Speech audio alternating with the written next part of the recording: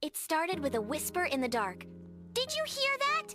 Ruby asked, wide-eyed, gripping her flashlight as the pillow fort walls trembled slightly. "Probably the cat," mumbled Chris, trying to act brave even though his knees were knocking. But Danny knew better. This wasn't just a pillow fort anymore. 15 seconds ago, it was an ordinary rainy afternoon, and the three best friends had piled up cushions, chairs, and blankets into the biggest pillow fort their living room had ever seen. But when Danny plugged in her homemade LED fairy lights and said, "Fort activated," something shifted. The ceiling vanished, replaced by swirling purple skies and drifting pillows as big as houses. A glowing zipper appeared in the back wall. "That wasn't there before," whispered Ruby. Curious, scared, but unable to resist, they unzipped the wall and were sucked into another world.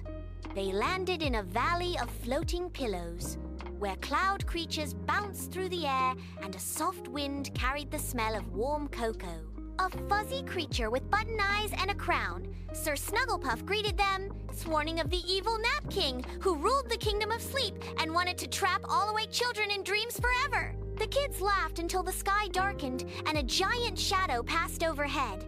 A titanic blanket dragon soared above them, snorting feathers and lightning.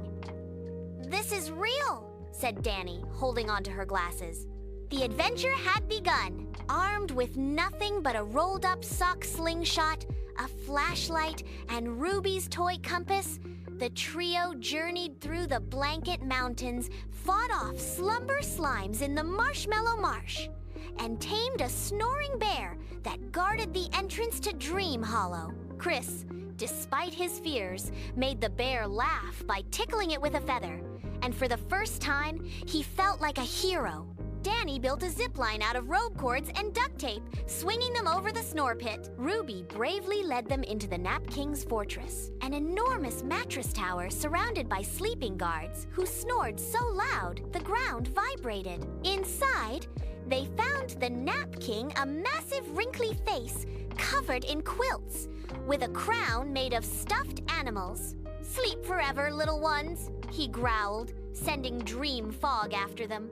But then Chris stood tall and said, "We like dreams, but only when we wake up to tell them."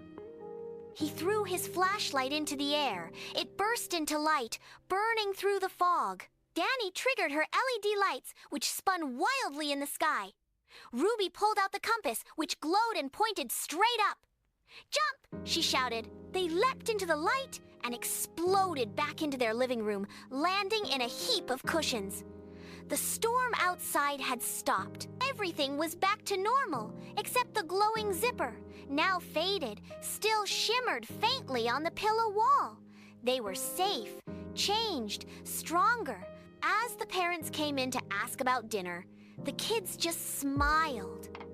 "Just playing," they said. That night, as they lay in bed, Danny whispered to her walkie-talkie, "Next time, we bring snacks." And in the dark, Ruby and Chris both clicked back.